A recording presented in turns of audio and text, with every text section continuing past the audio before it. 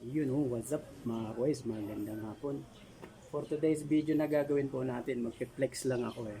Hindi ko alam kung anong magiging tawag dito. Pwede ba siyang tawaging asset or liabilities? Tara, meron tayong i-unboxing na in-order ko. Sa TikTok ko pa to in-order. Tingnan nyo po. I-unboxing natin ngayon. Sisimulan natin. Yan o. Nakaseal pa to. So, start natin ngayon. Para malaman natin kung ito'y tunay. Yan. Silyadong silyado. Malalaman natin ngayon kung anong laman na ito. Yun. Ito. Charan. Silagiri tayo.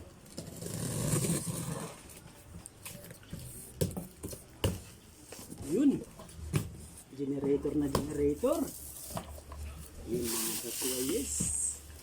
Wow. Look at that. Abay, mabigat. Oh. Mabigat pala ito. Kailangan ng alalay. Hindi siya na ano. Dapat pala sa ilalim ko siya binasa.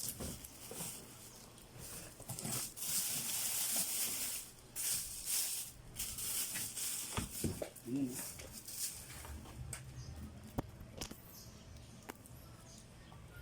Charan! Yun! Super mabigat! Diyos ko! Bigat pala talaga. So, yan yung kabuuan. Tunay nga naman. So, malalaman natin yung magiging ano nito pag nasubukan na natin. Yan yung kanyang itsura.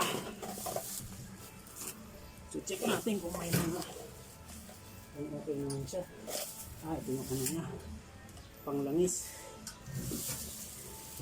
So, para wala akong nakikita ng mga damage yung paligid. So far walang mga okay naman. Yan, gilid. Maganda yung at sinabihan ko yung courier nito na handle with care lang. Wala siyang idea kung ano to. Nung tumawag siya sa akin, doon yun na nalaman na generator yung laman. So yun lang. Malalaman natin to kapag lagyan na natin ng gas at napa-under na natin. Parang wala lang siyang manual. So pag-aaralan na lang natin. Okay, so yun lang mga kakuwayis. Liabilities or asset, malalaman natin. Thank you. Ayun, atin ang sisentensyahan itong ating generator. Mula pa sa TikTok, itong pinakamataas kong purchase sa TikTok, 4,900 piso na lang kulang eh. Hindi, isang 8 pala, 3,900 piso na lang kulang, 9 na eh.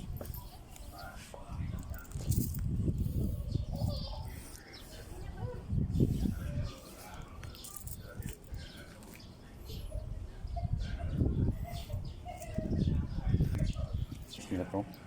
Merong konti eh. Raso? Yun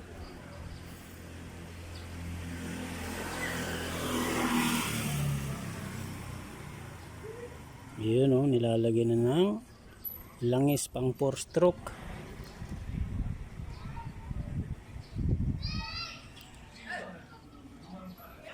Yan, tapos ng langis.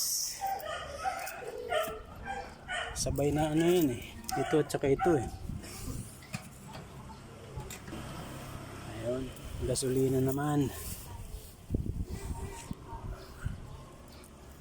Punong-puno eh.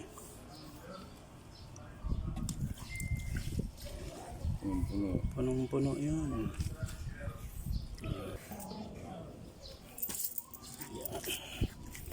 Basahan?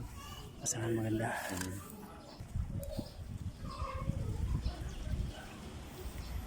Refuel. First time refuel.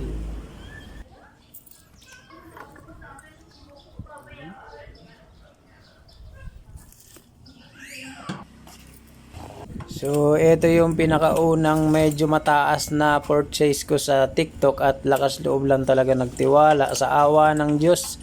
Legit na legit at nagpapasalamat ako. Yun, no? Ayun, kung matutunghayan nyo manage na manage niya yung 2,000 plus wattage ng aking espresso machine. Kayang-kaya niyan dalhin. Ayan yung ating generator na 4,000 watts sa halagang 9,000. Thank you!